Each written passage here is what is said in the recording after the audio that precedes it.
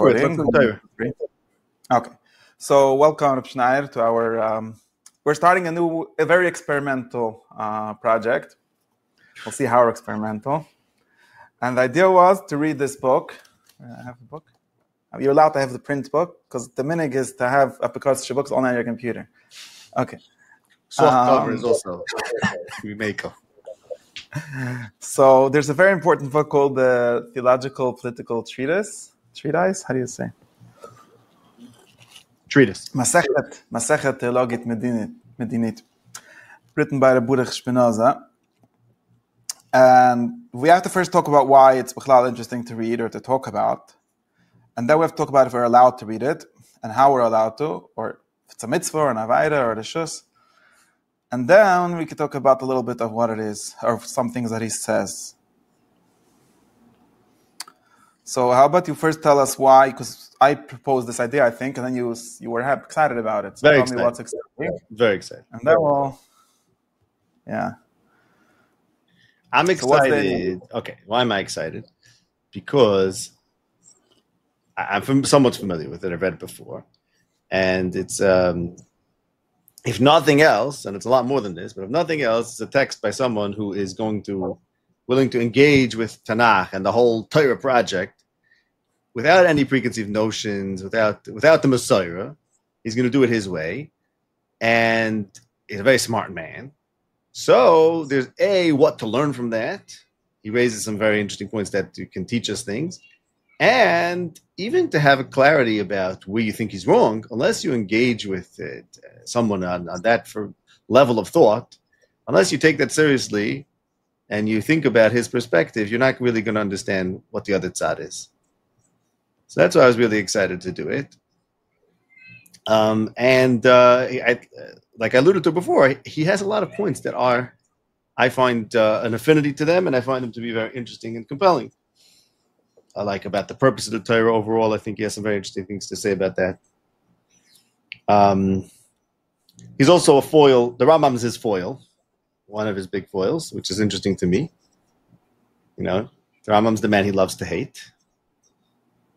So that's fun to see that.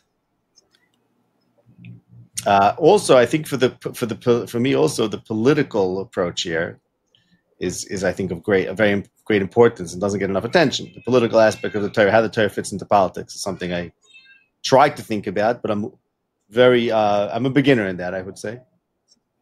But to try to jump into a text and to study it with you and to see if I can, if you can help me make sense out of this was very exciting for me.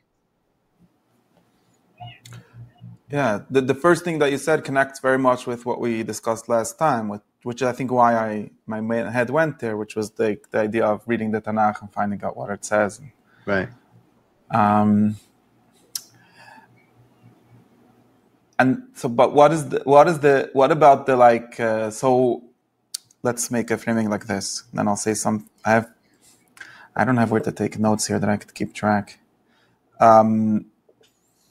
Maybe I can organize something here like this and put this on the other side. Okay. What I wanted to say was, first, could you answer this question? Like, this Yid has a reputation for being like the biggest koyfer ever. Like, just like Epicurus, like this Epicurus guy from ancient Greece was Amoli was like Al Shemoy Nikra Epicurus. And then in modern times, more or less, like Spinozism is Al Shemoy Nikra Epicurus. Spinoza. So, yeah. Like very famously, what's his name? Shlomo Maimon went to Moshe Mendelssohn and told us, we're really all Spinozists. And he was like, Chaz v'shalom. And there was a big controversy, Yeah. But that was about the metaphysics specifically, I believe. The metaphysics of God. I think that. I'm not sure. I think, the controversy that they had, the famous Spinozist controversy, but the discussion, that's why I quoted Maimon, I think at least there's a symbol for whatever Epicurus is. Okay. So I guess it's very weird, right? So two people with a couple and a beard are gonna study it, or how does it work? Yeah, I think there's a strong reach of apicorsis that wafts from the Sefer. It's a good question. The second part of, I think the second part of the 3 parts, why we're interested, whether we're allowed to study it, there's a real issue there.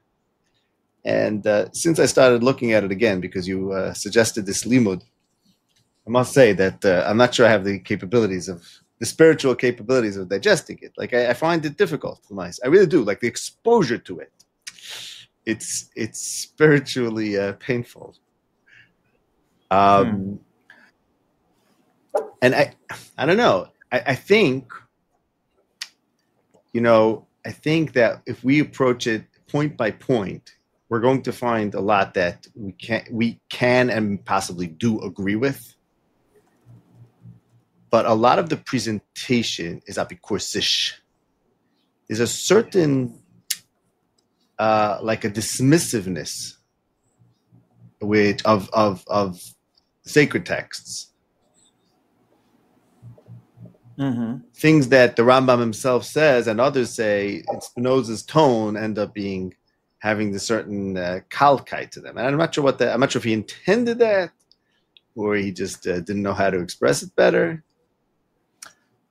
So, like, I find it challenging. I don't find it challenging to read atheist texts that are explicit about their positions.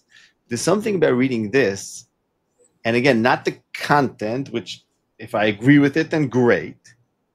And I'm not sure what it is. It could be that it just raises some questions that I'm afraid of confronting. Honestly, it might be that. But I think there's also an aspect where there's a certain cavalierness towards divinity of the text, I guess. I mean, not God. He's referring to God. Yeah. I would have said something like this, like to answer the first question, then we could see if that helps us with the other ones.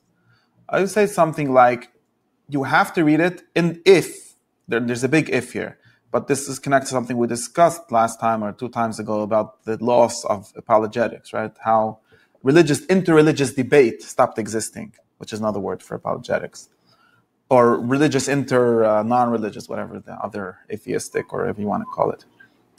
And it's very interesting. That's one question, why that happened and how that happened.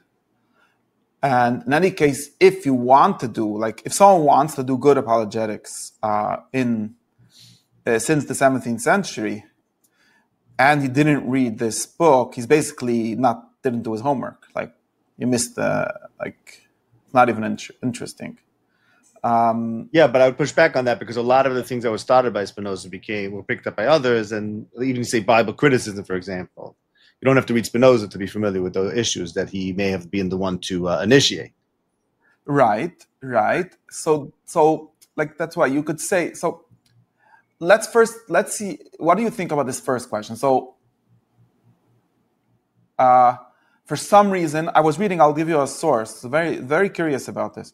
There's the Alte Baal Tanya in the Hilchos Talmud Torah talks about Hilchos. It's like not Talmud Torah. There's the discussion of, are you allowed to read other books, Sforim Chetzonim, and he quotes certain Rishonim. I think it's not Rashi and the Rambam's Shat, but it's the other Rishonim that interprets Sforim Chetzonim from the Mishnah to mean Sifrei Philosophia that don't believe in God or believe in Kadmus Olam, something like that.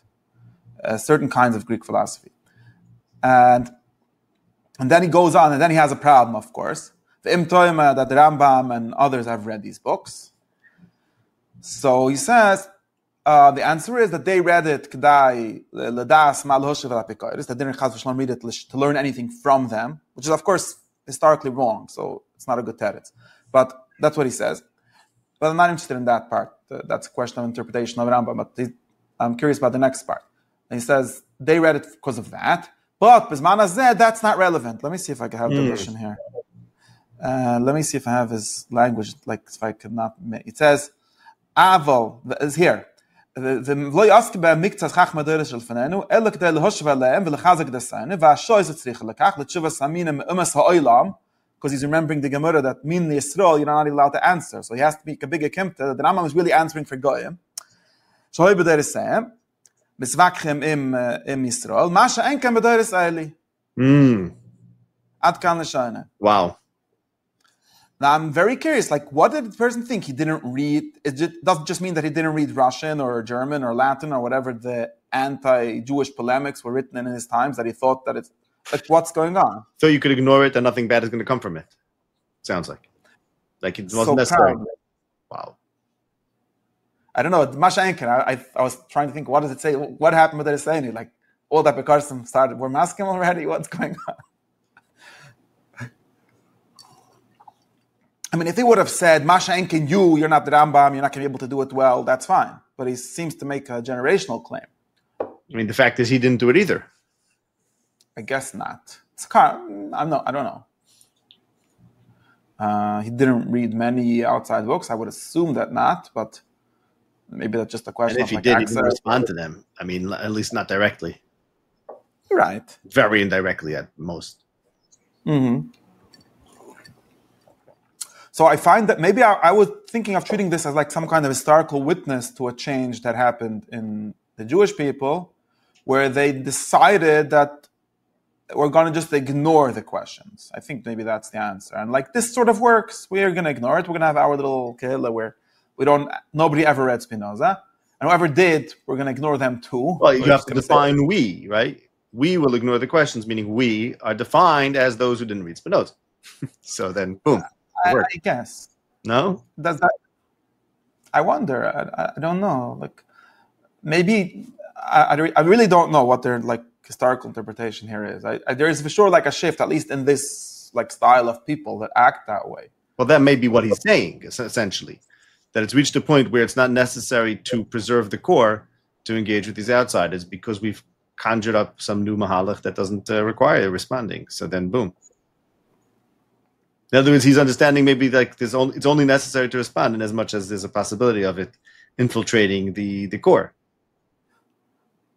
And we have to assume that this, firstly, we have to pretend that it doesn't happen, which is a pretense. It's not, not correct, not act like, and also we have to like be miyashiv, like why the Rambam thought different. The Rambam also could have just, and he did. It's not only that, the Rambam fought with people who were saying this. Where it's like, just don't read any books and you won't have any problems.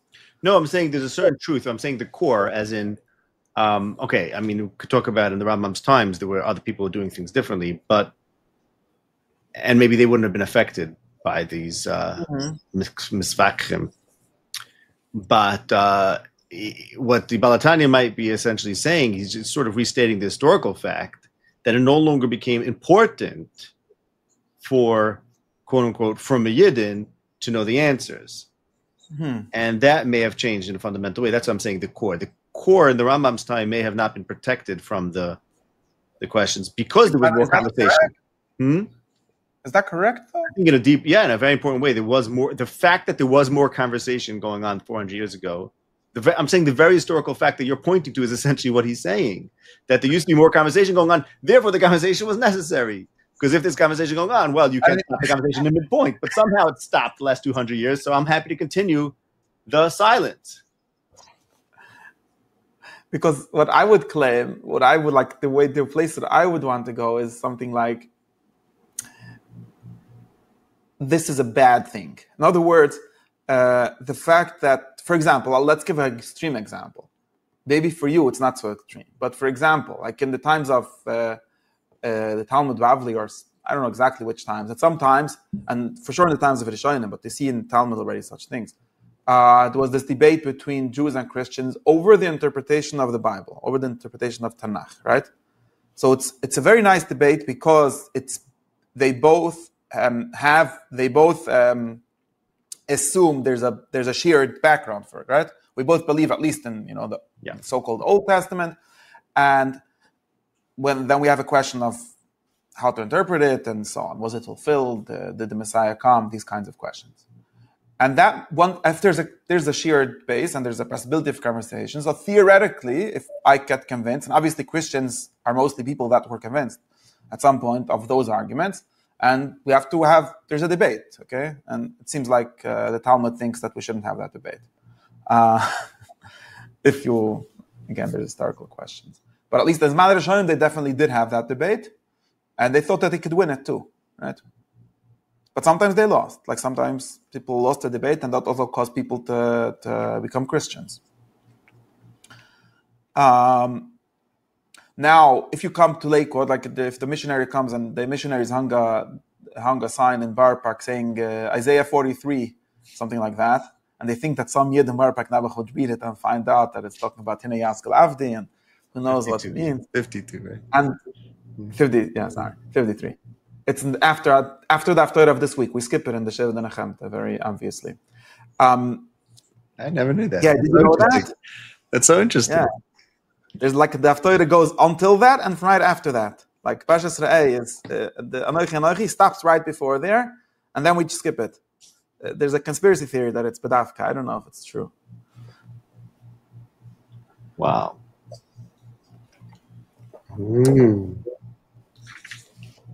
Fascinating. But anyways, no Yid cares because nobody knows what it says in Isaiah 53, and it's not a discussion that we're having anymore. And you probably think that that's a bad thing. It's because people should be caring, like, what does the Tanakh actually say? And, okay, maybe there's a wrong pshat, so we got a problem if there's a wrong pshat. But if there's no conversation, nobody even asks what it says anywhere, then it's just minhag avasani b'daini or whatever, then there's no discussion. Right. Yes, I'm agreeing with you. In other words, this historical thing that he's perhaps referring to correctly is not necessarily a good thing. I mean, look, the fact that this conversation stopped means that there's not a shared language. Essentially, I think if there's a shared language, then there's going to be a conversation. And the fact that there's not a shared language typically means that one or both of the original participants in the conversation have just descended into jargon or minhag avasinu b'yadeinu, where things no longer meant they don't mean anything essential. So, like, if the Christian's going to talk to me about the Messiah, like, we're talking about two different things because maybe neither of us are talking about anything that means anything. If we both know what we meant, we probably would realize that we have something to talk about. Right. Like, I was very mad that I was in a certain forum and they say, we believe, like, really believe that no Jews are going to heaven. I'm like, what are you talking about? That's chutzpah.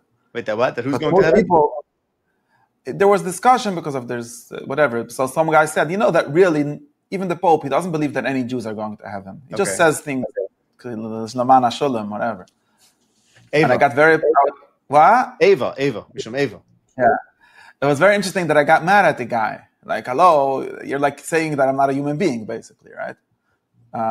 But most of them were like, so heaven, nicht heaven. Who even knows what that is? Like, doesn't correspond to anything. Right. Right, so back to this same thing. Meaning, say like this, you could say the Jews are not going to heaven, but ich weiß, dass ich gehe zu Gan Eden, so what's the problem? I don't see a problem there. Very good. There's no shaykhis. So the question is, okay, so if I don't know, you think about Tanya is thinking like that, I don't know. In any case, if we don't agree with that, like, happening, we think that's a sad thing or a bad thing. And also we wonder why it happened. So did it happen because, like, what's the cause and what's the effect? Is it that first people started to become minhag avasinu b'yadeinu and then therefore there's no discussion? Or maybe they found the discussion too difficult to deal with and therefore retreated into something else? I don't know. Is it just like, it's very interesting that, like, people like the Rambam or like more radical people like Ralbag and Ibn Tibon and even more radical people like Narvoni and so on, they were not afraid of anything. They were like, we're interested in the truth. We're gonna find out to what extent Aveira is the truth, and then we're gonna figure out what the Torah means in light of that. See, they didn't have this category called like kfira with a capital kaf. No. No. No, you think they did?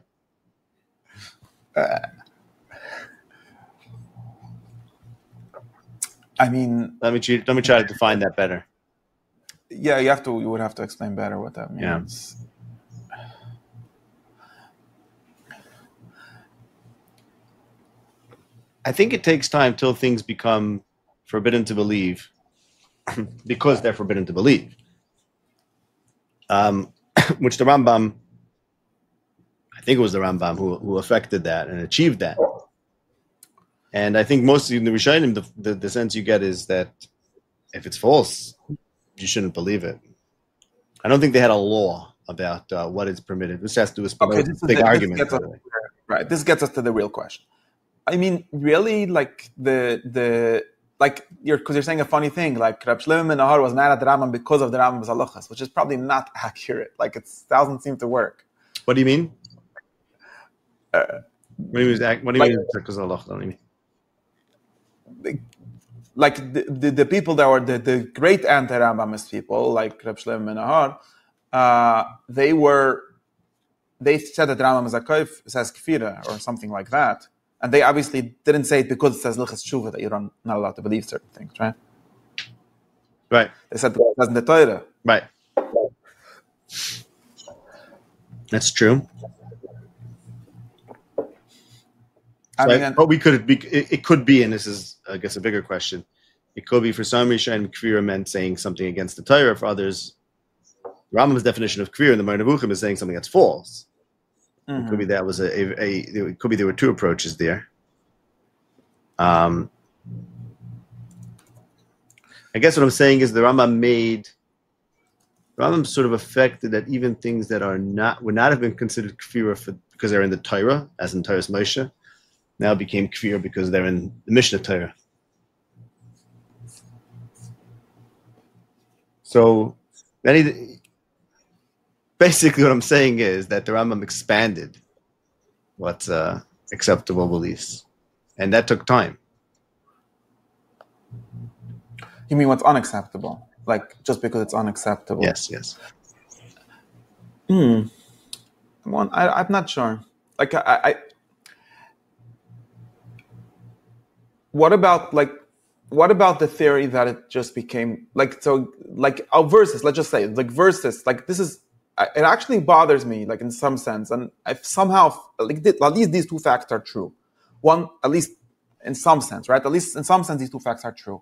Number one, that people in the times of the people that we count, of course, it's hard to know because there's many people that are not in our count, but the people that we read, up to like Rav Kreskas, right? They all think that either they think that Aristotle is wrong, or like, for example, the Rambam thinks like the arguments for the eternity of the world don't prove as much as they claim to prove, and therefore it's not a problem. Like Halbach thinks that also, but they very clearly couldn't do that. Like they could read the whole book. Let's make a list of the 35 arguments and why they're not good or they are good, and so on. Or they believe that they are good, and therefore we'll make a secret out of it, or we'll make some interpretation or something. Mm-hmm. All the early Mekabalim do the same, right? None of them are worried about being kafir. They'll just say what they think is the truth, and then they say that the Torah says it, or the other way around. I'm not sure what you're referring to with the early Mekabalim, but I want to hear the whole point. In any case, doesn't matter. Then you have later people. So there's like a set. I'm trying to get there's a set. There's like a corpus of like accepted kashas on the Torah and different ways of dealing with it. Then you get. So like we can have this question, like this medieval question, like are you allowed to read Aristotle or not? Okay, the Rashba said you're allowed to, but only if you're 25. That's Achra, The Rambam said you're allowed to, but only when the Rambam quotes it. Okay, whatever. There's different psukim about this, like what to do with this question. Okay, so if we would have a sheet in Aristotle, then we have very clear machlokes rishonim, and we can be Michael, like the Rambam says that in order to understand the Rambam, you're for sure allowed to, right? And there's even a skama of Reb Shlomo Kliger to the Sefer Hamidus of Aristotle. Okay. Now, the Shalom Mensch of Reb Shlomo Kliger wrote Askama to Aristotle, It's hard to know if it's not Mizuyef, but it exists. It's in Yitzchok Lowy. I want to say for Midas quoted, Midas parak this, mem this, and the guy couldn't find it. It was supposed to really be Maimer, hey parak. Safe to forget. In any case.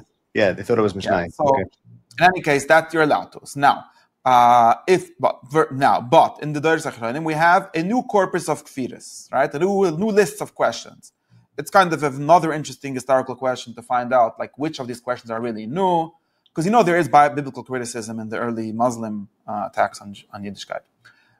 It's not really a new thing, but in any case, for some reason the Rishonim more or less ignore questions like that.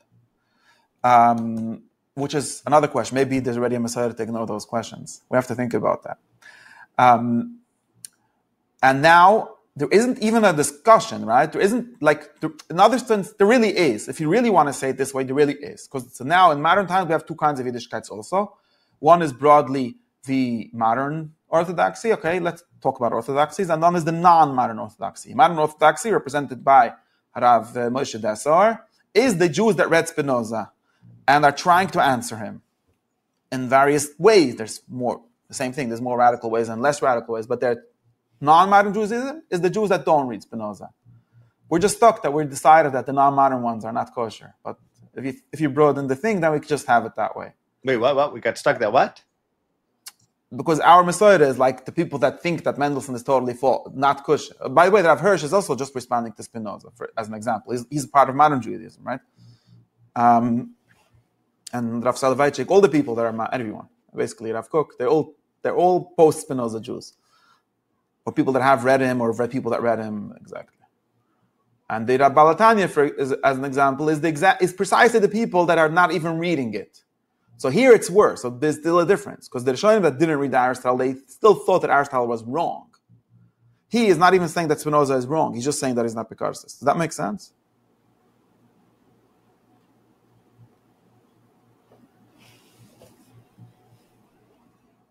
I don't know what you mean. The original people who said Aristotle's wrong without reading him, weren't they just basically not engaging in the possibility that the world is Kodum, let's say?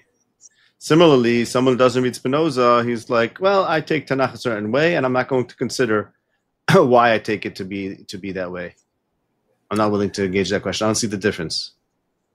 I mean, talking about Tanakh, because that's what this book is about mostly. Why there's no difference? I'm looking for a difference, because otherwise, the reason you see why I'm stuck. Like, I'm looking for a difference because otherwise Mendelssohn is correct that he's just on the Rambam's side of this debate, applied to new questions. And I don't like that to say that. Why not? Well, I thought you wouldn't like that. Let's line this up. We have this old Messiah, we have the Rambam and others, and we have the Baal Tanya and others. I mean, the opposite sides there. Why not? There's a whole history behind why not. But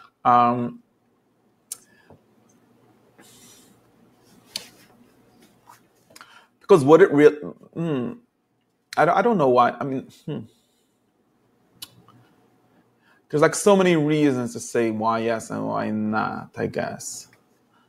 Mostly because I have an identity issue, right? I don't want to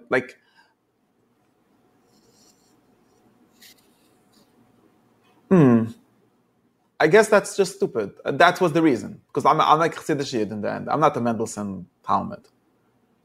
And therefore, I can't have him be on the side I like. Like, I could learn him and say, if you could read Spinoza, you could Kavachomer read Mendelssohn. But I can't say that that's the reason. Okay, but let's think about this. Realize there's something else over here. Spinoza is much worse than Aristotle. And no, in your whole background of engaging with Aristotle, it's not a good analogy. Because one thing the Rishonim did not do so much is engage with the Christians seriously. These debates, I mean, from what I can tell, okay, they debated them, Hakachainik, to try to, I don't know, whatever the purpose was. They didn't actually engage seriously with Christian take on major theological issues. And now, Rav Kreskas and Rav Alba. Okay. Who come dangerously close to Christian doctrine because of that. Well, that's interesting. That's interesting. Yeah.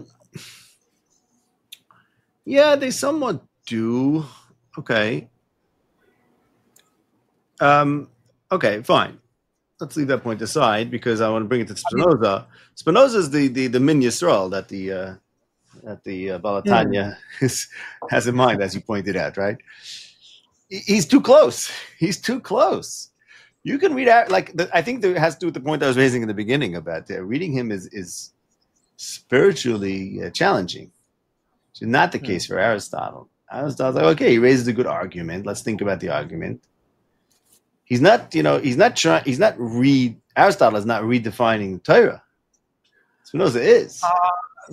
That is interesting because, the truth is that the Rishonim didn't read Aristotle either. They read a pre-digested Aristotle. Even the Rambam read Islamicized, Platonized Aristotle.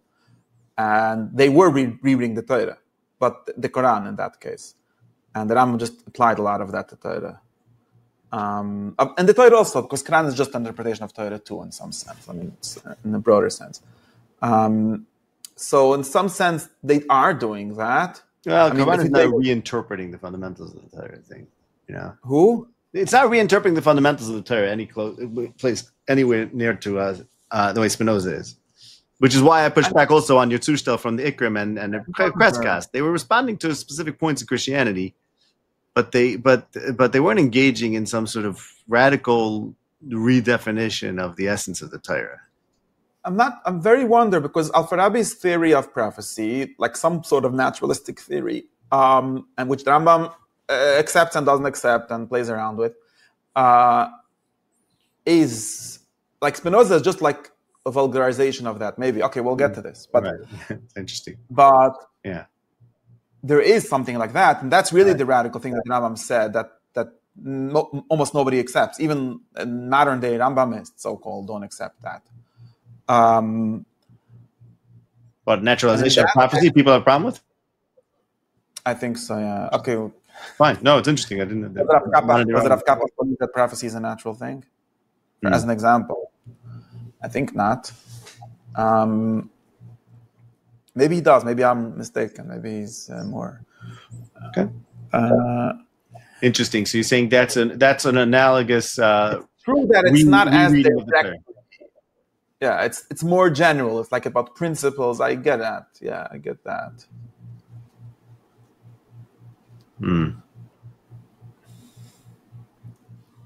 Well, if Spinoza would have written the Moreh Nevuchim, then he would be a lot more engaged with in the From World. And we have to think about why that's. We have to. Is that? I mean, that's a question. That's the question of the politics that we have to get to. Like, why is it like that? Why is there such a big difference? But just to be clear, the Moreh Nevuchim is engaged with, everything is engaging with him, but also in a mostly like tertiary level. Like, it's not engaging with actually the problems that he has for the most part. Again, besides for certain exceptions, there are people that are engaged with that. Like, between Rav Chesdoi Kreskas and Rav Nachman. Like, but besides for that, most people are not really bothered by the... You're right, and what's your point? No, in the same... my point, I forgot. About the... he said that if he would have written the Moreh Nevuchim, like, in certain sense, he writes the Kasha part of the Moreh Nevuchim, or the thing that the Moreh Nevuchim is written an answer to, in some sense. Right. And he denies the answer, of course, so that's one of the big questions. Right. But we're back to our question. Like, my understanding, like, my claim would be, and it's true, like you're saying, maybe it's too hard. I don't know, or maybe it's impossible. But even if it's impossible, I think we should be able to define why it's impossible. It's important. It seems to be, so two things are possible, right? These are the two things. It's possible to have either an answer to Aristotle, kind of, like Aristotle's kalam, okay? Aristotle's system is based on an interpretation of intelligence and so on, which we don't have to agree from beginning to end. Or a partial or full, the Shala of Moed Miktsas and Kofer Hakel, whatever. But the Shala of the Kofer Hakel is the one that's Moed Legamri to Aristotle, right? Or a partial reinterpretation of Judaism according to that. Those are the like sort of two ways that we have versus Aristotle broadly, or something mix of both. You know how it goes. And it seems to me that the same two things should be able to be done with Spinoza. Either a full rejection, like everything he says about Tanakh is wrong because lists of arguments or something, or a reinterpretation, meaning I accept some of his premises or some and so on.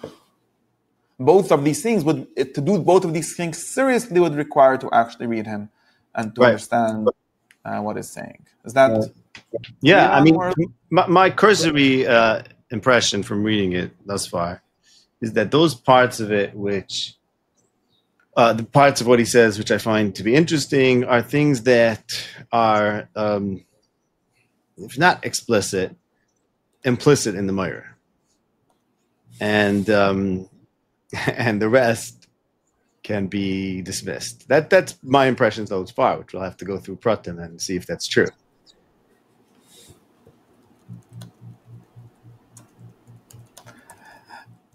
So I don't know if there's going to be a Moedim Mixus here, or just basically doing a mirror and discovering that what's good in there has already been said, and what's new is not good, you know? But also, we need to explain why what's new is like, what is the exact like. For sure. Or we would have to understand why. But I think that this would be also a very interesting question. Like, why can't it be done? Now, of course, people can make the same claim for Aristotle, but why can't any conversation happen? Like, why are these like two paradigms that are so far from each other, or so that they can't like be really made to be talked to they can't be made to talk to each other in any way, even to So that's the point that I was saying before, that when Spinoza is talking directly about a Jewish matter, it's very hard to have a conversation with him and say something different than him. Aristotle, even if he's saying something that's completely antithetical to the Torah, is not talking about the Torah. Okay? But that's the opposite, isn't it? Like, isn't it the opposite? You're saying because it's so close, it has to be further. That just sounds like because it sounds two good kashas. Like, you know, the cynical reading of this Apokryphos is still the Pocket Fire, right? Like a cynical guy would say, like some of the OTD Chevra say, you know, I'm sure like some Machzeh B'tshuva could convince a Freie guy that never learned any Torah that the Torah is true. But I've learned it. I know how it works. Right? Very good. Right, so now I'm saying something like this. Aristotle says miracles are impossible. Okay, so let's study his physics and let's understand what he's trying to say. And forget about the Torah for a minute. Study physics, study his metaphysics, to understand what he's getting at. Okay, very good. So after you study that, you go back to the Torah and you either Kaifra, Koil, Aristotle, or you Moedim Mixus, based on your deep understanding of Aristotle and now coming in contact with some other beliefs that you have. But the fact that you're able to isolate it at first and then re-engage with it with your knowledge of the Torah allows you to incorporate it in some way. Spinoza is he's already did that work. He's after that basis. He's already telling you how to read back into the Torah. Now, I want to do that myself. Like, okay, tell me you say this. When Spinoza talks about God and the extension being God and all that, that's much less of a risk to Frumkeit and to Torah than this book, which is about the Torah, because that's about God. And okay, you have a notion of God, and let's see if this works with Torah, so we know with the God of the Jews or not. And maybe it's only partially, whatever. That's a good analogy to Aristotle. But how do you engage with someone who's talking about the Torah and keep it at arm's length and say, now I want to re-engage with it and interpret the Torah in light of that? It doesn't make any sense. Impossible. He's doing that for you. He's talking for you, basically. So you're saying, and maybe with this we could get into the first point that he actually says. They're saying if he would have printed the ethics before this book, it would have been a big tzaddik, and he should have written it in Hebrew also or something. That since he first printed this, and then we finally after he dies, I think only we get the actual metaphysics, then it's very bad. And obviously there are many Jews that sort of course in different versions, and Chas v'Shalom did read it or didn't read it, accept Spinoza's God, but don't accept this book, or do their own interpretation of the Torah based on the God of the ethics. Right. It's very interesting. Okay, but so why does he do it the other way around? Why doesn't he do this? Why didn't he do that? That's on him. Yeah, he wasn't stupid. Why doesn't he just write why does, I know, I think there's an answer, but why doesn't he just give out his metaphysics and then let everyone, if it's true, I mean, people will have to work with it in their terms. It seems like a very it's like picking a fight for no reason, right? Yeah, he seems to have wanted to pick a fight. That's the thing. Okay, so no, I mean, he starts off like you said. We can go into what he starts with. He starts off with a fight. So it's very. I actually think so. I think a little different than you. I'll tell you why. Because I think, I have this extreme Badishve glasses always. Maybe because I have such bad prejudgments on everything that I find something nice on it. I think that it's a very frum book. and he tries his best. Maybe that's bad, his best, but he tries his best to pretend, at least, maybe true, who knows, to speak within a religious context. Okay, also Christian forums, that's another problem for Jews. But he doesn't ever like say, this book that you believe is stupid. Right. He says something very like if the first the title page says, besides for having a quote from the epistle of John that I don't know what it has to do with anything. The title says that this is about demonstrating, and it's also his structure of the whole book, and it seems to really be the goal. The title says that it's to demonstrate the freedom to philosophize, and that's the point of it. It's to establish the freedom of thought or freedom of philosophy, and two things. And he makes two claims, or two that are four. Shtayim Shen Arba claims about that, right? One is that that's not a danger to piety, right? Piety is a translation of Frumkeit, is it? Mm-hmm. Same thing. Nor to the stability of the republic, so political stability. It's not a problem, nicht for Frumkeit and nicht for Menschlichkeit. Right. And on the other, and the opposite, right? And if you do, and that denying freedom of philosophy is a danger to both piety and the state. Right. And in order to, firstly, could you tell me what you think about freedom of to philosophize?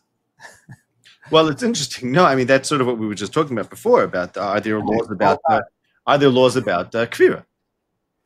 What I think about it, my first feeling is it's a naive. I mean, I have to read the whole book, but it seems like a very naive idea that you could let people believe whatever they want and expect them to be pious. I think this is it seems to be a completely misunderstanding of human nature.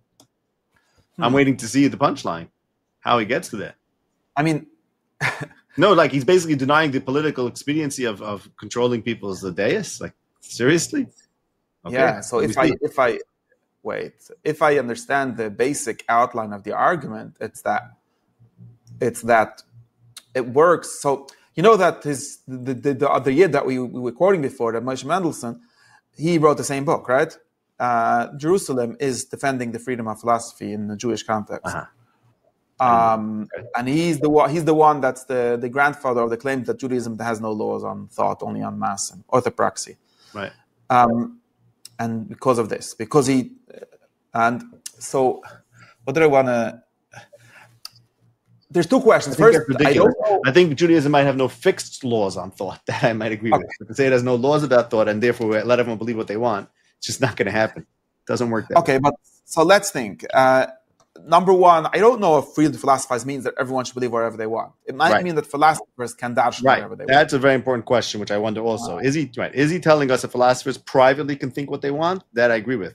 And I don't know if anyone ever questioned that. I'm not sure we need a whole book for that. I'm not sure what the book is out to prove. If it's going to prove that we should talk about this and we should go openly say everyone think what you want, that I think seems to be naive. And I don't think that's consistent with Judaism taken in a broader sense. It may be consistent with Torah Moshe, whatever. He's very into Torah Shebechsav, as you mentioned earlier, and maybe Torah Shebechsav is about that. But I don't think that Torah, broadly speaking, accepts that. And if it's about philosophers alone, then I'm not sure what the chiddush is here. No, so it's obviously not about thinking privately, right? He's wrote this book and he publishes it. It's not about thinking privately what you want. It's also about the permission to speak what you want. But it's not clear that the permission is for everyone, right? Yeah, I don't know. Okay, maybe it's the permission for the Chachamim to say what they want. At least a Chacham is going to say what he wants. One second, no. A Chacham is going to say what he wants. He might not say what he believes. No, there's a big difference. I mean, no. What do you? No, I'm serious. Is he trying to say whatever you think is true you should say? Why? Why would that's not? I don't know. Is he doing that?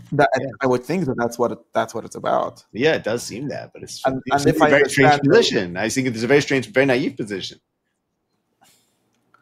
Okay, so if I understand, we have to talk about this because when you say it's naive, most people since Spinoza, more or less, we live in the United States of America, which is in some sense founded on this belief, Locke versus via Spinoza, Spinoza via Locke, and then the founding fathers. They believed this, right? And they believed this literally. They believed that it's not a problem, not for piety, nor for the stability of the state, and the opposite. It helps both. And of course, there's this guy's Akdoma, this green one says that Locke is a more limited version of freedom of thought, which might be, maybe Spinoza is too radical about this.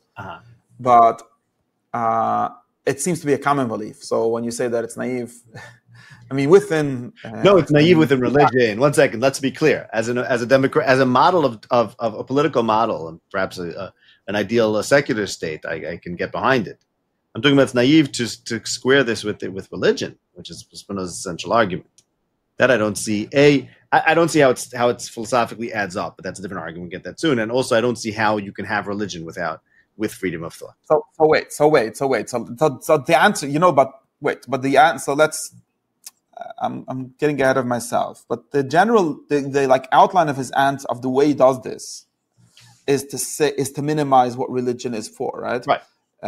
Very similar to Kant and Mendelssohn, and I wonder if there's Mendelssohn does this. I don't know to what extent there's other Jewish thinkers that do something similar. The Rambam, in some sense, does something similar. We'll see. Meaning to say, he says, look, religion is not about metaphysical truth. It doesn't need it. This is very weird, but that's what he says. Yes. It doesn't need it. Yeah, that's the philosophical problem that I was alluding to before, right? How do you actually have that? It doesn't really not need it. But he says it doesn't need it. It only needs obedience. Right. Obedience to what? Isn't there metaphysics behind the obedience? That's where I found a big weak point. Right. It's obedience to, but he also thinks that it doesn't need mitzvahs, maybe in the sense of a particular state that has particular laws, but really it only needs like some general moral principles which you have to obey. And he thinks that makes sense, that like kind of religion. People will buy it. And therefore, the philosophers, which are always going to be a minority, I don't think he thinks that everyone's going to be philosophers, are going to be free to pursue their speculation with total disconnect. Because, basically, right, the basic ma'alech, right, for example, I'll give you an example of someone that does something like this, right? If there's like a frum, because even within frum people that do believe in like limitations on belief, right? If there's like a frum doctor, right? A frum doctor, or doctor is not a good example, a frum researcher of biology, okay? His basic stance, if he's like a researcher, he actually tries to find out how it works, he's going to tell you, well, does the Torah say some things about biology? Possibly. Not my business, really. It might assume some biological truths, it might not. I don't see the Torah as about that. It's about something else. And therefore, when I study biology, I just study it as a goy, finding out how it works in the same way, and the Torah is not relevant to this. So this is basically the same move, right? Right, except that he's applying it to philosophy, which is everything. And isn't there a philosophy behind, isn't there a metaphysic behind whatever basic thing the Torah is about, which he claims is basic? That's something I find to be very weak. We'll have to talk about that. But even if it is basic, there's some metaphysic behind that or some philosophy behind that. And why is then the philosopher free to question that without undermining the Torah? I get it, but in some sense, this limit, because other people don't, right? Are people that will tell you, the Torah says something in some remez, or there's some halacha somewhere that assumes something about biology, and therefore you're not allowed to be a biologist. Good. That's a fair point that he makes that we can get behind, and that like I said, that's the kind of good thing that we'll find in the Moira as well, right? That it's okay if you don't agree with the science of the Torah, don't worry about it. Do science, and okay. If you study the Moira, you can know the answer. If not, don't worry about it. Whatever. Yes, it's something and it's also something that's accepted again by the more modern Jews for sure, and it depends on the question. So maybe we should think about the other side. Like, I don't know if he talks about. I didn't see that he talks about this very clearly, but it's something that I would think. Maybe in the end it says something about it.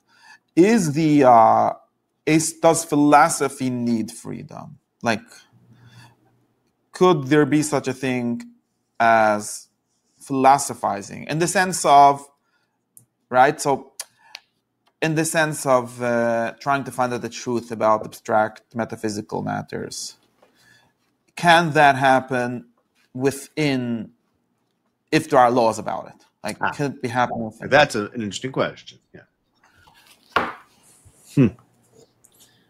That's an important question. It's a very interesting question. And we also don't know what the Rambam, for example, would think about it. Or at least I don't know. I don't know either. It's possible that he thought there can't be but you're better off that way. Yeah, that's not clear.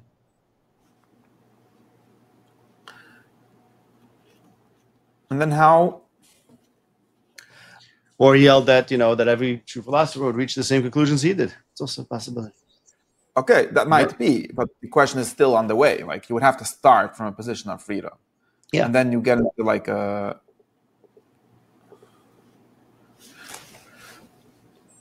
I mean, what are the... Unless you, I guess, thing because, yeah. Unless you split your thinking self from your committed self. From your religiously committed self. Right. One of our first discussions, at least, we had about this. Unless you split the metaphysical or very metaphysical commitment from like a practical wisdom commitment, right? Or you, like you said before, split what you say from what you think. Things like that. I think that we still have a question like, is that good for philosophy? So there's like these two questions. There's three things, right? Is it good for philosophy? He just seems to assume that, right? I don't see where he makes the claim like why we need that for philosophy. We have to read or find somewhere where it says that. Yeah, I think he's assuming that. It just assumes that philosophy obviously needs that. Right. The question is only piety and stability, and he's going to prove that that's not a problem for that. Mm-hmm.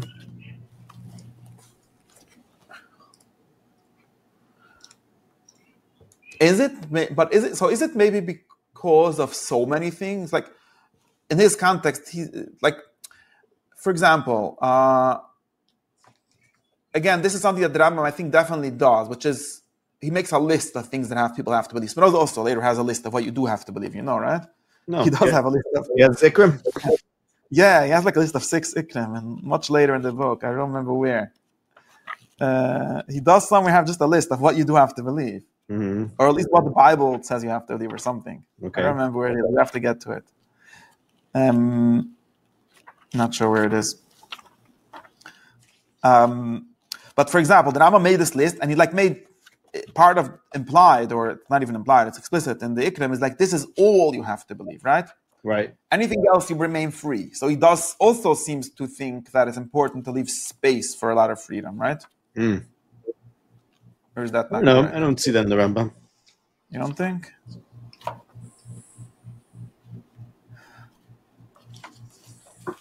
Why did he make his list? Only for the positive reason?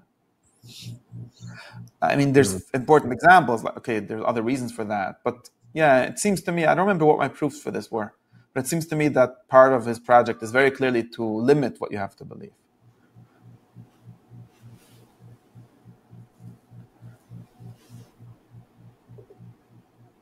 And why would that be? Probably because, at least, I mean, the Rambam does, like what we just said, like we says, if you think that Chazal made a mistake in science, whatever, might be correct, might be not correct, but it doesn't bother anyone, right? He says things like that. And that's just an example, a very simple example of like limiting, saying, and therefore, the Rambam doesn't think that physical science is settled, right? He still thinks there's a lot to research. And so therefore, you go on research. Mm-hmm. He doesn't, if there's a positive value, like there's a virtue of knowing how the world works, so it's a good thing, it's a mitzvah.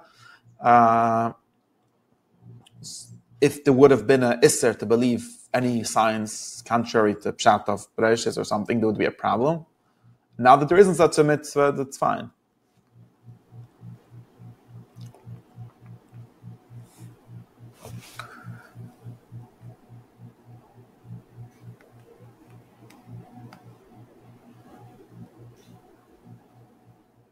I guess that might reduce, though, to Torah min hashamayim, because he's basically saying the Torah is true. Who cares if it's in hashamayim? We care that it's true. Who? No, the ikr that Torah is from heaven is a way of saying the Torah is true. I'm going to say, which is so then there is an ikr not to deny anything that's in the Torah. The fact that it could be interpreted maybe is different, I know that this is a loophole, but I think that it wasn't meant to be that way. At least that's what this is a question, right? Ababanel and Leirich Samsoif and Radvaz, they say on the Rambam. What do you mean? And what the Ikra is, just believe everything in the Torah. The Rambam very explicitly doesn't think that that's the Ikra. I would say even more radically than that. I would think that according to the Rambam, you don't have to believe everything that says in the Torah. I agree with you, but I agree with you about this. You can interpret it. But okay. Yeah. No, I agree with you about this. It does get into such a summary. Like, if the Torah gives you a physical fact, you don't have to believe it. Mm-hmm. Should you? What's the correct interpretation? What about the Torah being Meshulaim? Yeah. Okay, those are questions. Right, you can leave it as a question. It's fine. You don't have to believe it. Right, I agree with you. So there is something similar. Could we?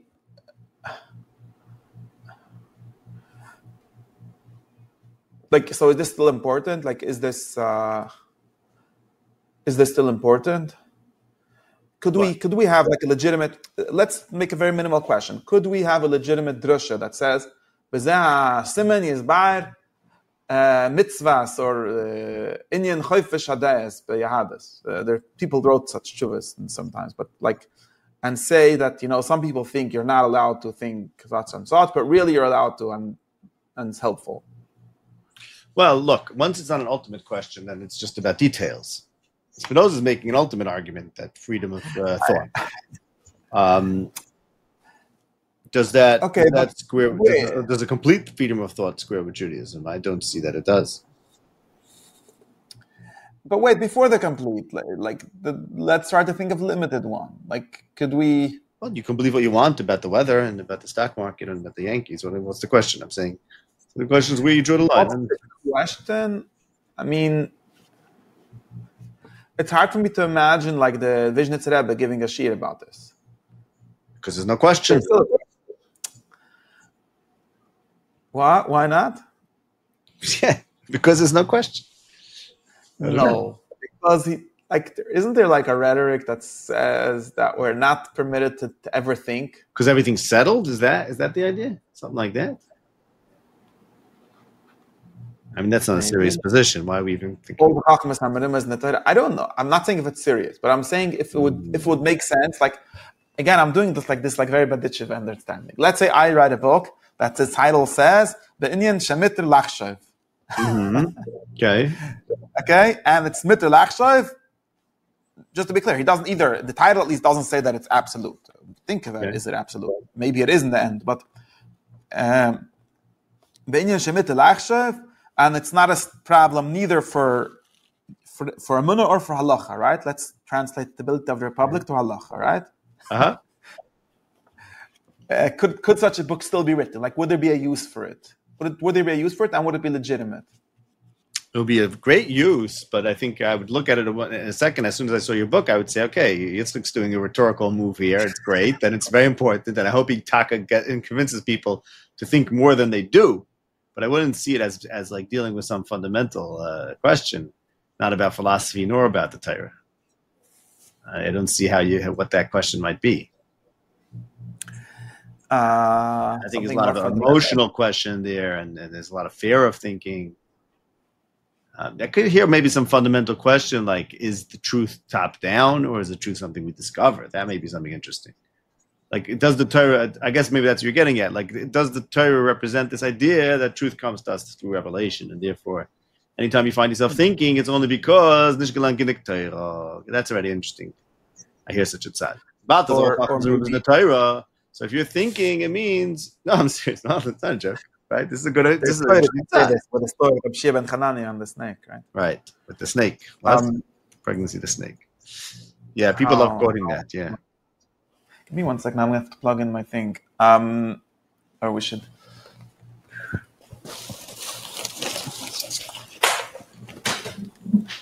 So I can still talk. I'm just. Do you think that you seem to be very impressed by this difference between small things and big things, and we're seeing it. Once you started saying about emotional, right? Remember that then the next page, introduction, starts talking about why there's emotional reasons for people to have superstitions, right? Right. That's what I said. And it seems like these things. Okay, so I'm going to write, no, not Mitter Lachshav. Mitter Lachshav, we're allowed to think about if Sgulas work. So what's the chiddush? I'm not going to. No, let me explain you my chiddush in this shtickle Torah that I'm going to write. I'm going to publish it in the Kovetz Yeshurin. Okay, not in the Chagira. Of course, you could publish it there. It's going to say that there's Yedua that some people hold as gullus and some people don't. Now, a normal tshuva would be to prove that there's some shittas that shine and machrain that don't hold of it. Okay, right. You realize that that's not what I'm trying. Looking, I'm going to write a different tshuva that says that every yid is allowed to check. Maybe it's not only allowed, there's a mitzvah to check. So put the shlistel in the challah. See if the next year you have panas. So if you do, or check a different way. I don't commit necessarily to that way. Point is, that would be an empirical way. Maybe it's check by maybe the other way.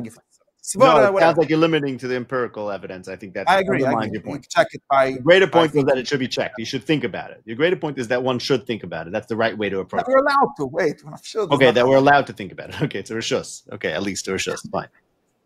Yeah. Right. In other words, even though, but you realize that this will be a big chiddush, even though there are already authoritative sources for both sides, you should think of the question itself, or you're allowed to think of the question itself, and it's not making you less from or less, again, I don't know, the stability doesn't match here, or like not going to destroy your community, right? So my question is as follows. Unless you take that and extend that to everything, which I'm partial to that argument, by the way. I am partial to that argument. That's the way I was saying before. It was a completely broad argument, meaning to say, this is a very interesting argument to me, and Spinoza has echoes of this, obviously, that the Torah is not meant to be telling us what to think. Like, that's not the purpose of the Torah, okay? That's why I'm saying it's a very broader argument. In other words, what's the perfect man, let's say? Is a perfect man someone who could think about everything, or is the perfect man one who is told what to do and follows God's dictates? That's the broadest question. If you're not saying that, what? Yeah, well, we can get to that because he doesn't actually think that a perfect man is only someone that does. He just thinks that the Torah's perfect man is that. That's the problem. Someone who does what? Like, wait, is that someone who does what? Thinks? Yeah, you see, this is like something, right? No, it is. According to, I think that this is really, you see, so let me, but first let's get on this. You think that this would be fine? Like, even though, I don't think it would be fine, by the way. Of course it wouldn't be fine, but I'm saying that's trivial. But I'm saying that's trivial. That's why I'm the trivial thing is also a big kiddush. Not only is it a big kiddush, it might be why is it such a big kiddush? What's the kiddush there? Again, let me just state my position clearly, which is as follows. If someone would say, look, guys, you're misunderstanding the Torah, because the Torah is all about freedom and it's all about thinking for yourself. And anytime you're doing something different than that, you should know you're doing a disservice to God's will and to the Torah. That's fascinating. I happen to believe that myself with major, major qualifications, which we could discuss. But that's an absolute argument, okay? Then there's the absolute other extreme argument, which would be to say, anytime you're thinking for yourself, it's only because you haven't found God's word yet. And anytime you're reasoning through something, it means or a chazal or something, and let's find the right chazal, and then you'll know exactly what to do, and you'll have to stop thinking Baruch Hashem will save you from your misery. Doesn't seem like you're doing either of those. You're saying your particular question about Segulis, as interesting as it is, and your shtickle Torah in Yeshurun, unless I read it as a mushal for Kol Torah Kula, you're just talking about Segulis. Okay, so why is this interesting? Explain to me now why it's not trivial. Okay, I just want to stay. I'm sure you mean something. I want to stay in my position. That's why I'm saying I hear two interesting questions. Wait, we're gonna get to that. Firstly, the Spinoza, for example, is different than you, and I think this is a big difference. He doesn't say the Torah is about thinking for yourself, right? He says the Torah is about not thinking at all, and thinking is a different din. It's a whole different thing. What I would be doing would be something similar to that. Right? Let me just think about that. One second. He doesn't want us to be in slavery and bondage of unreason, but it's not that the Torah. He doesn't see the Torah as being the vehicle to take us out of our bondage, unlike the Rambam and myself. Okay, right. That's very important. Okay, good. Major difference. Very good. Okay. Fair. Okay. I don't know if not related to this. Related to what you're saying is what I would say is that I think that therefore this kind of freedom, you see, if you're saying a pshat in the Torah, you see that you realize that you're still doing something tricky, which is you're still interpreting the Torah. So we could still start this from the Torah and say, what does the Torah say? The Torah says you think for yourself. Okay, l'kayim mitzvah is thinking for yourself. Maybe it's self-contradictory because who said, okay, but at least you're still within the Torah. How could the Torah say you should not think of the Torah? No, well, if I interpret the Torah as telling you to think for yourself, then I'm telling you the Torah is fundamentally doesn't want you to be within it. The Torah is you, okay? I don't think it's a real problem, but it would be like a game. Okay. But if you say otherwise, if you say, look, this is what I think, that if I would write this shtickle, the Chassam Sofer would come and say that I'm Epikoros. I think that already happened. Why? Because if I write a book that says, okay, and I don't even have to get to Ikrei Adas. Of course, Gullus is maybe Ikrei Adas, but according to the Shitta, that it's not Ikrei Adas. But what I'm saying is like this: there's two Rabbunim. There's the Rav Kach who believes in Gullus and thinks that if you don't believe, you're at least b'chshash Epikoros. He doesn't think you makes you an Epikoros. He thinks it makes you b'chshash Epikoros. Right. The kind of person that might be an Epikoros, right? Mm-hmm. And there's other people that say the opposite. Our Messiah is not to believe in these things. And I say, nish k'divrezeh, nish k'divrezeh. In other words, I'm crossing out this whole discussion. I say that's an interest. You know who wrote this book? Miki Abram wrote this book, right? He did? What's it called? He wrote a three-volume book, but this book it's called Enad Shalit Periach. And it's made to prove that there is no such a thing as Jewish thought. Because Jewish thought, or Amunah, for the most part, he might still require you to believe in God and Torah Hashemayim. I'm not sure about that. Right. But everything besides for that, he says, this is just what people thought. Very nice. But there's no reason. It's a bunch of karoy shetainis. That's my big issue with all these guys. No, but not the karoy. He's not saying you should find out what I actually think he's very close to Spinoza in this sense. But we'll get to that. He doesn't know because he didn't read it. You see, this is another reason you have to read it. What I'm saying is you could what I would be saying in that shtickle would be to say, but this is a good question. It's a serious question, maybe even. Does Gullus work, or how do they work, and so on? And therefore, it is just nesuna the kolech. Maybe I'll even limit it only to Talmid Chachamim. Should find out based on his philosophy, based on an understanding of the Torah, based on his understanding of reality. Should find out if it works. Okay. What I would be doing would be denying. It would be a very extremely important political move. Sure. Because it would be denying the authority of these tzaddikim, rabbunim, whoever they are, of deciding for us if it's Gullus work, and of making us listen to whatever they say. Even if it's machlokes, still both sides agree that that really they're the ones that decide for us. And therefore, the Chassam Sofer said, and he doesn't ever say it explicitly because of the same taboo of being clear, but his Talmud says that he held Moshe Dasor as Apikoros because he denied the authority of Rabbunim. Okay? And what's the Mekar that if someone denies the authority of Rabbunim, you're Apikoros? The Mekar is from the Rabbunim, right? Anyways. Yeah. And this is because he read Jerusalem. And Jerusalem is basically about this. It's saying that the rabbis of communities don't have the authority to tell you to think anything. He also thinks that they don't have authority in certain practical senses, okay? He wants to deny them the power to make a chayrim on people and so on. But you understand... Does that explain Moses, Rabbi Moses? There were Ben Amram. I'm trying to understand Moses Dessau's position. Does the position of Moses Dessau, or of yourself in your article in Yeshurun, that denying the authority of rabbis to us what to think, does it extend to Rabbi Moshe, son of Amram? Moshe ben Amram or Moshe ben Maimon? Moshe ben Amram, the original Moshe. When there was Minamayim. He was the Miyaseh. He's allowed. No. I'm asking you. That's why I think it's only interesting to me if it's an absolute question. That's what I'm trying to understand. Because if you're right in your hypothetical writing the article about schools, people are going to get all worked up. But that may be because they see schools like I see, let's say, some of the Rambam's Ikrim. In other words, I'm arguing the other way. Let me be clear. I'm arguing the other way. I think rabbis can't do it. What? No, even the people that wouldn't think it's Me'ikra Das, because I would be giving people freedom. But everyone agrees you have freedom to think about, other questions like should a prat in Hilchas Esrig, if it's how to learn, so whatever. So you decide for yourself, even though Mishra says that, the Maisa came out, whatever. If it's does everyone agree? Okay. Does everyone agree with that? At least in principle, even though they have Nervin, but in principle they hold like that. No one doesn't hold that. Come on. I actually think that Chassam Sofer might not hold over that. Again, he thinks that he's a roof, so he's allowed to. But he wouldn't think that Torah is plechet biyodai. Of course not. The Chaznish says things like this, and the Grus says things like this. But in general, the Sugin like outside. But you weren't saying that everyone should. Wait. You weren't saying that everyone should decide for themselves either. You were saying only a roof should decide for himself.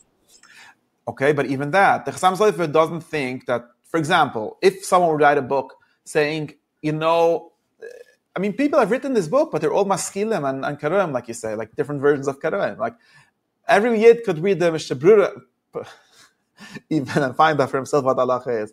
You don't need Rabbanim, right? Right. You don't need the Moirera. Right. I don't think, again, is it only because it's like details and not details? I don't know. I do think that even in the smallest detail, there's a question. There is a question. I know, but we're mixing up law and thought over here. It's getting very confusing. I know. Because in law, you might need a tzavu more than thought, right? Obviously, you might do whatever is the firm are right about the Mishnah Berurah, but they're not necessarily right about. They could be right about the Mishnah Berurah while they're not right about what to think. Very good. You could say the opposite of what they would tend to think. That the halacha you have to follow what it says, but not in Aguda, right? Not in more important things. But no. So that's why I did the example of Sgulis, which is a question of thought. It's a question of of reality, of how is it? Right. I don't know that it's so simple to say that you're allowed to.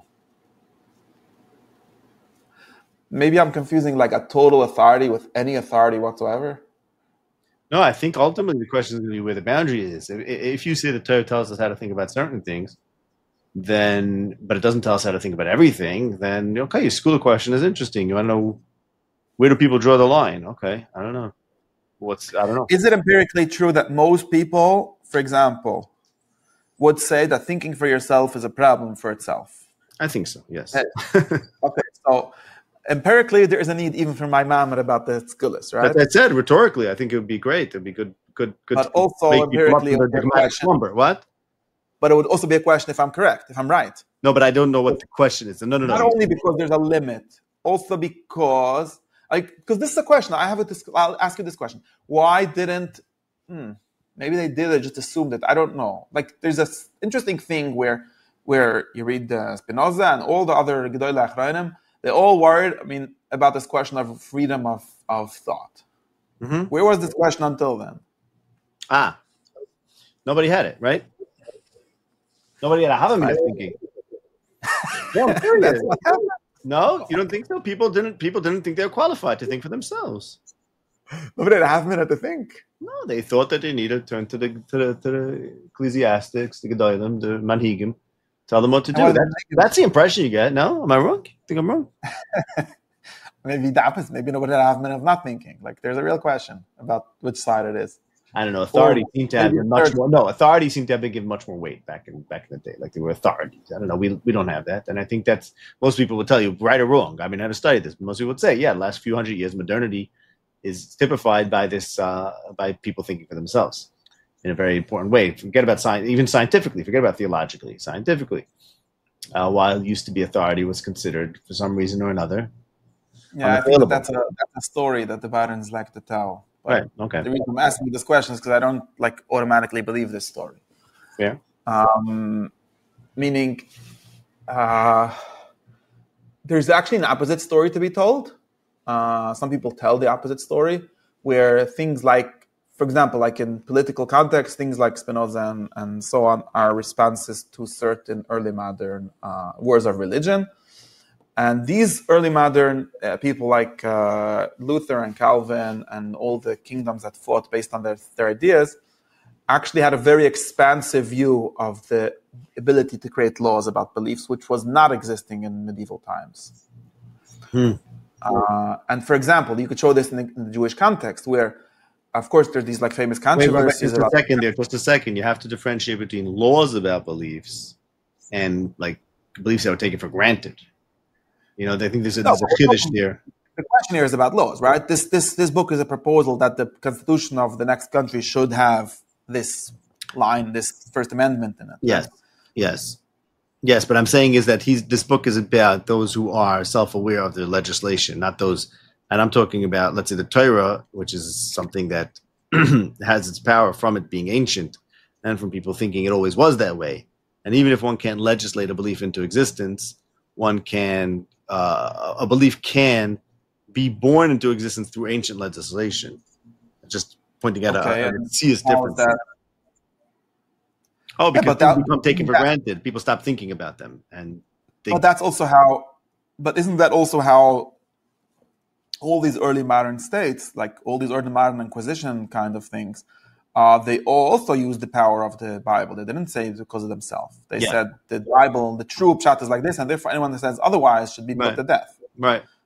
And there is an argument that some people make that this was extremely broadened, dafka in the modern times, and therefore the response of like making it the ikr, making an ikr out of freedom of philosophy or of religion is really a response to that, like exaggeration. It's not a response to what, like these modern people pretend that it's a response to the Rambam. It's really a response to the king of whoever. I don't know.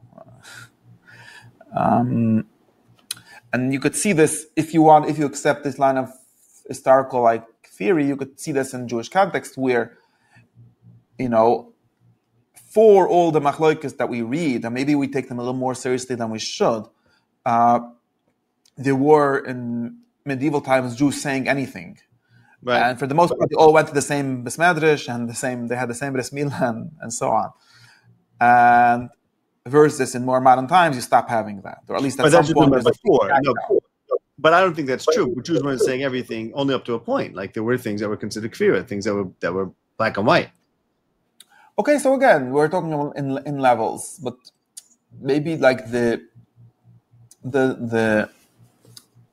I for some reason I generally have a very big aversion to this answer of everything. It depends where, like when you say it depends where the limit is, where the boundary is, because I feel like that's I don't know why. I feel like it's never useful.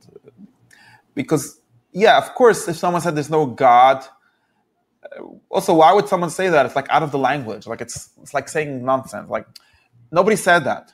I mean, if someone did, it's always about if someone says that the world wasn't created or whatever,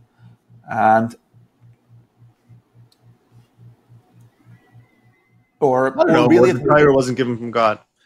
That's a better example, I think, and more fundamental, but not quite out of the language. So maybe we still have the question of like, is it that He's a treasonous fellow, and we'll kill him. We'll kill him for treason. I mean, who should? He's not allowed to believe that. Yeah, how many people were? I do think that this is a fair question. Like,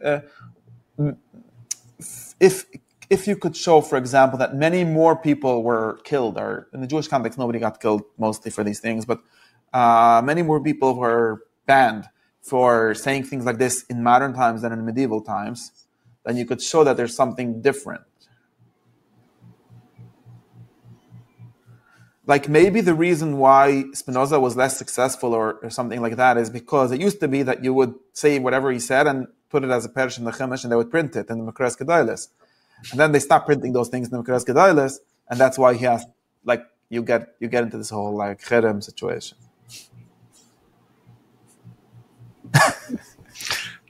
Okay, I got to think about that. All right, I think we should wrap it up. Yeah, okay. So B'Kitzur Hamas, we still don't know why, like how much freedom of thought we want or need or is allowed.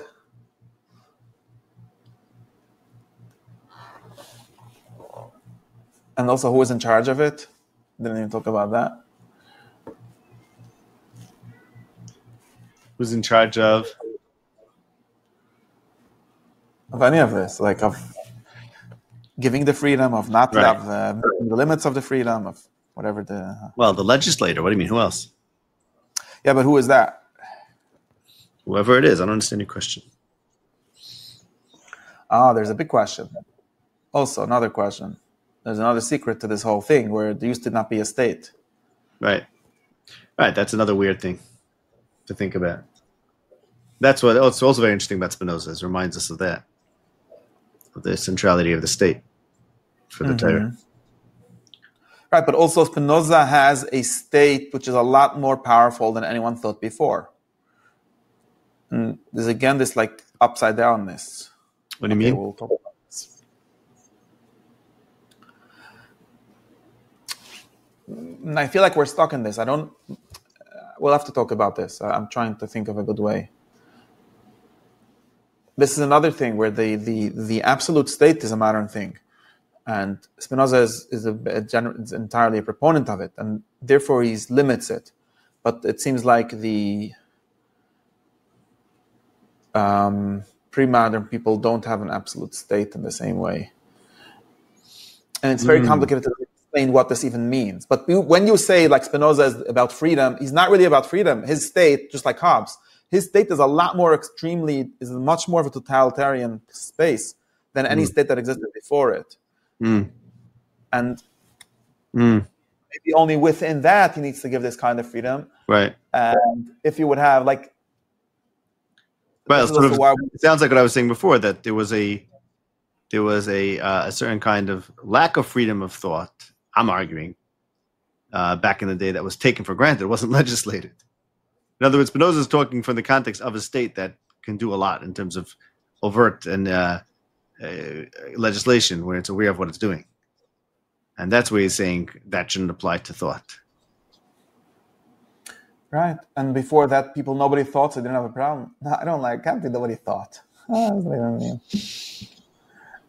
I hear. I think like something before that, I don't know. I think there's like a real question here. We have to understand. Like, to what extent, for example, like, to what extent could you make a new religion or a new state, right? In some sense, like, this question is very weird, but like, in some sense, I say, like, there's a lot of freedom. Moshe Rabbeinu was able to make a new religion, okay? Assuming maybe it was more complicated than that. And so was able later people that did that. It seems to be a lot harder since then, and especially it's almost impossible in a state that follows the idea that the religion should be the state. In America, it's pretty easy. You can invent whichever religion you want.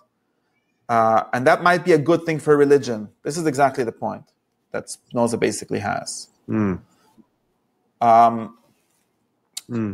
maybe that's just the pre-modern situation. It's just like denying this like much stronger state, which is like the framework of the power to not let that happen.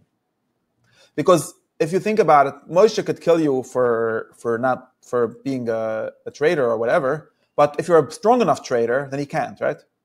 Then you're just in a war. And then you have your own group. And then you have the same problems. You have to kill your traitors. Right. And in America, you can't. You can't do that. There's no exit. For them, or at least, there's a lot. The bar is a lot higher. And maybe there's something with that where that's why there's something very complicated. Interesting. Okay. We'll see if this works. Yeah. Okay. All right. So the kids say we talked a little bit. I'm not sure about what, but we talked about some things. Yes. We had a very important discussion about if we're allowed to read Spinoza and why people stopped reading Spinoza or Apicardische books. And really, this is part of his discussion, is that you're allowed to when we're trying to understand what's behind it. I don't think we have any conclusions, or at least I don't. Neither do I. Okay, that's good. Good. Until next time. Shkaya. Okay.